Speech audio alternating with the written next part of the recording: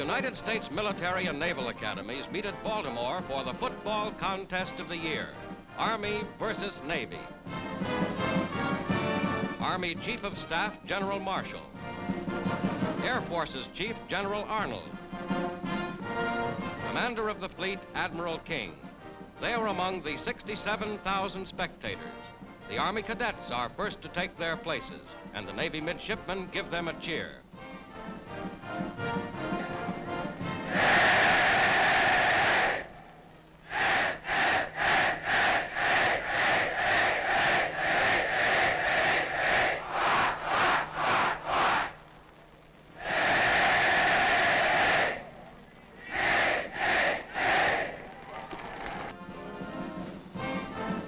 The Navy goat and the Army mule.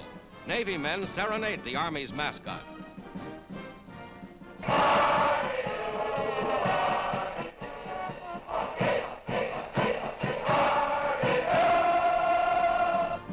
Over $58 million in war bonds are bought by spectators.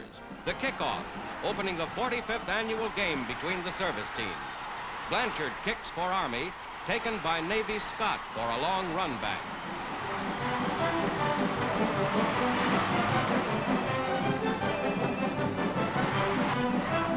Navy's ball. Hamburg completes a pass to Scott.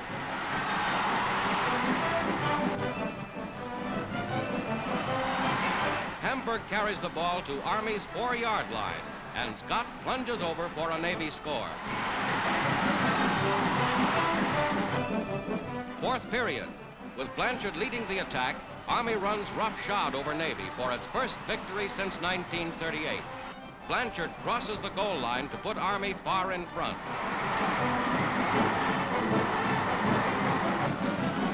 Again, with a pass from Lombardo to Davis, Army strikes for a third touchdown. Army wins 23-7 as the perfect climax to an undefeated, untied season.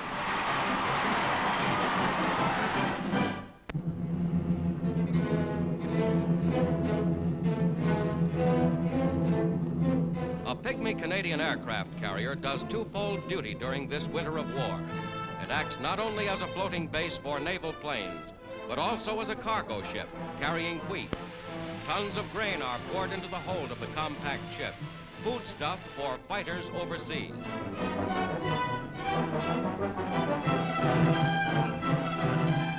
A former merchant vessel turned into an escort ship, the pygmy carrier is typical of the small ships and their planes which did so much to defeat the Nazi U-boat campaign in the Atlantic.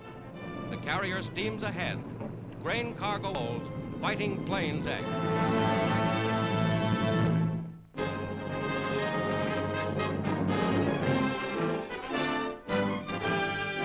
Edward R. Stettinius, former Undersecretary, is sworn in by Supreme Court Justice Jackson as United States Secretary of State. Now 44, a former business executive and administrator of Lend-Lease, the new secretary is congratulated by Chief of Staff General Marshall and members of his own family.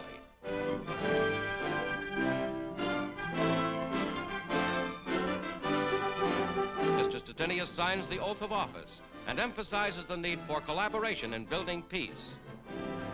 To build from the havoc of this war a peace that will endure is a task far beyond the strength and the wisdom of any one man or group of men.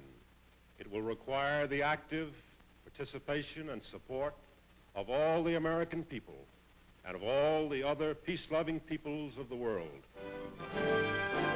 Mr. Stettinius occupies his new desk in the State Department to carry on the work begun by the retiring Secretary Cordell Hull. As the ranking member of President Roosevelt's cabinet, charged with heavy responsibilities for maintaining and strengthening international relations, the new United States Secretary of State begins his duties.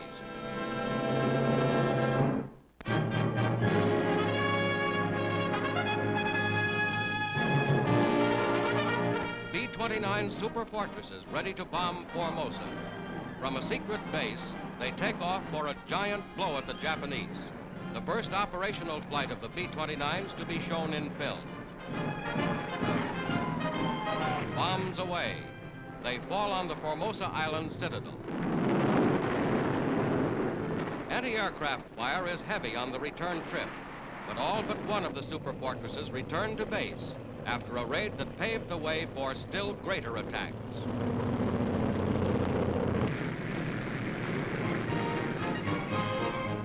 On Saipan, military honors for the crew of Tokyo Rose, the first B-29 to fly over Tokyo. They blazed the trail for the systematic hammering of the industrial might of Japan that is forthcoming.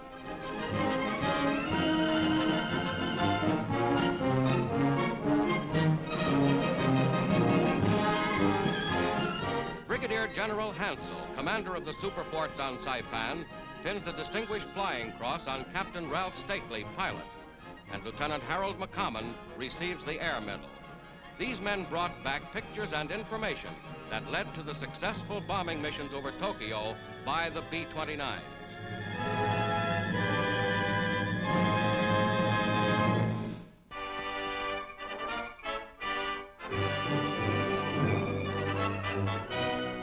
At an air base in Italy, military supplies are loaded on Allied transport planes for delivery to the Yugoslav partisan armies of Marshall Tito.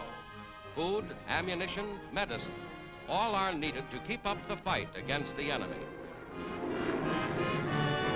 Landing behind the lines in Yugoslavia, the planes unload and then are ready to shuttle back wounded partisans, some of them tortured by the Germans, some of them starving children.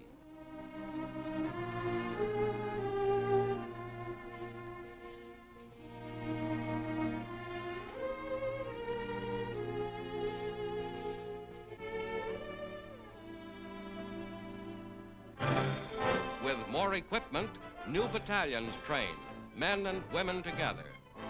The rarely photographed Marshall Tito, welcomed by Ivan Rebar, president of the Liberation Committee. Today, this gallant soldier's name has become a symbol of heroic resistance.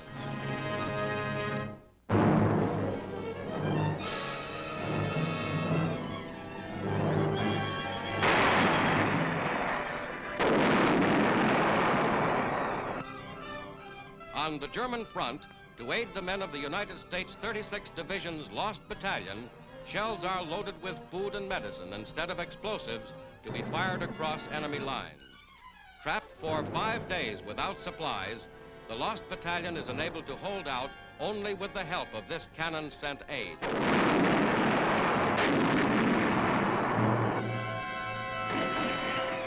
American troops of Japanese descent, men who have distinguished themselves repeatedly in the European War, move out to rescue the battalion. In heavy fighting, they advance to cut an escape route through the Nazi line.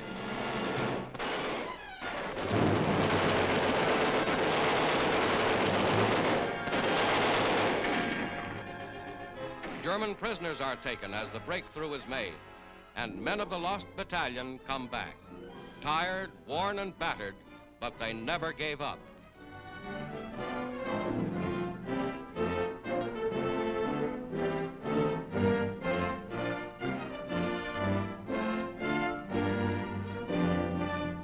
The wounded are helped. Although the Lost Battalion's situation seemed hopeless, these men kept their fighting spirit through the long days of isolation.